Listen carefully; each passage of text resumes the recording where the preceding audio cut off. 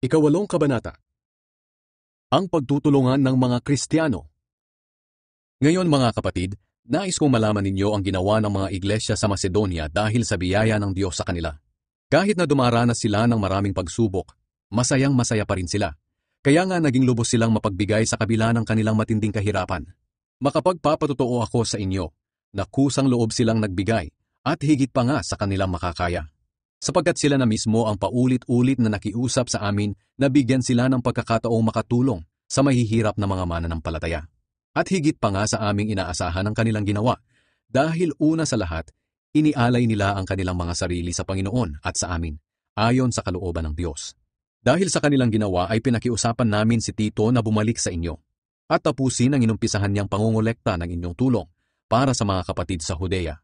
Kayong mga nasa Korinto ay nangunguna sa lahat ng bagay. Malakas ang inyong pananampalataya, magaling kayong magturo, marami kayong alam, masipag sa paglilingkod sa Diyos, at malaki ang inyong pag-ibig sa amin. Kaya gusto namin na manguna rin kayo sa pagbibigay. Hindi sa inuutusan ko kayo. Sinasabi ko lamang sa inyo ang ginagawang pagtulong ng iba para maipakita rin ninyo sa amin na tunay ang inyong pagmamahal.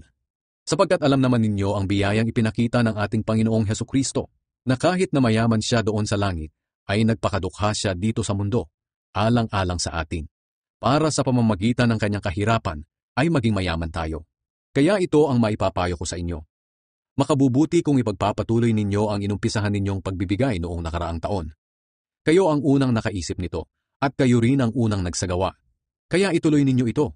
Pagsikapan ninyong tapusin ang gawain na masigasig ninyong inumpisahan, at magbigay kayo sa abot ng inyong makakaya. Sapagkat kung kusang loob ang inyong pagbibigay, tatanggapin ng Diyos ang anumang makayanan ninyo. Hindi niya kayo pinagbibigay ng hindi ninyo kaya. Hindi ko sinasabi na magbigay kayo para guminhawa ang iba at kayo naman ang maghirap, kundi para magkaroon ng pagkakapantay-pantay sa ating kalagayan. Sa ngayon ay masagana kayo, kaya nararapat lamang na tulungan ninyo ang nangangailangan. Sa panahon na kayo naman ang mangailangan at sila ang masagana, sila naman ang tutulong sa inyo. Sa ganoon magkakapantay-pantay ang kalagayan ng isa't isa. Ayon nga sa kasulatan, ang nagtipon ng marami ay hindi sumobra, at ang nagtipon ng kaunti ay hindi naman kinulang. Nagpapasalamat kami sa Diyos na ipinadama niya sa puso ni Tito ang pagmamalasakit sa inyo, na tulad ng pagmamalasakit namin sa inyo. Sapagkat hindi lang siya sumang-ayon sa aming pakiusap, kundi siya na rin mismo ang may gustong pumunta riyan. Pasasamahin namin sa kanya ang isa sa mga kapatid natin na kilala sa lahat ng iglesia, dahil sa paglilingkod niya para sa magandang balita.